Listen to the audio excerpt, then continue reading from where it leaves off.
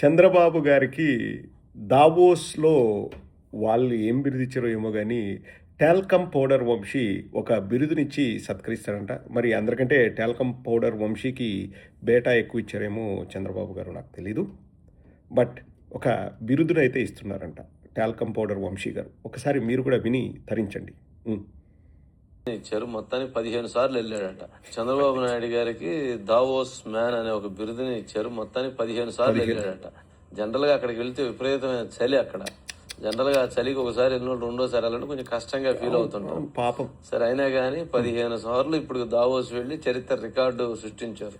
General గా అక్కడికి వెళ్తే విపరీతమైన చలి. అక్కడ జనరల్ గా చలికి ఒకసారి వెళ్ళినోళ్ళు రెండోసారి వెళ్ళాలంటే కొంచెం కష్టంగా ఫీల్ అవుతుంటాం సరే అయినా కానీ 15 సార్లు ఇప్పుడు దావోస్ వెళ్లి చరిత్ర రికార్డు సృష్టించారు. మొత్తం అన్ని రికార్డులని దావోస్ లోనే బ్రేక్ చేసి మొత్తానికి దావోస్ మ్యాన్ గా ఇప్పుడు అక్కడ పేరు తెచ్చుకున్నారు. దావోస్ నిర్వహించేవాడు కూడా అన్ని సార్లు వచ్చి ఉండరో లేరో, ఆయన మాత్రం అన్ని సార్లు వెళ్ళి అంటున్నారు. దావోస్ లో ఆ సమ్మిట్ నిర్వహించే వాళ్ళే అన్నిసార్లు వెళ్ళారో లేదో అంట. అంటే పని బాట లేకుండా పోయాడా? 15 సార్లు పోయి 15 రూపాయలైనా పెట్టుబడులు తెచ్చాడా? ఒక్క పెట్టుబడి దావోస్కి వెళ్ళి వచ్చినందుకు ల్యాండ్ అయిందని ఒక్క పెట్టుబడి చంద్రబాబు నాయుడు ఏదైనా చెప్పానండి. టాల్కమ్ పౌడర్ వంశీకి కొత్త పౌడర్ డబ్బా కొనిస్తా. Davos man.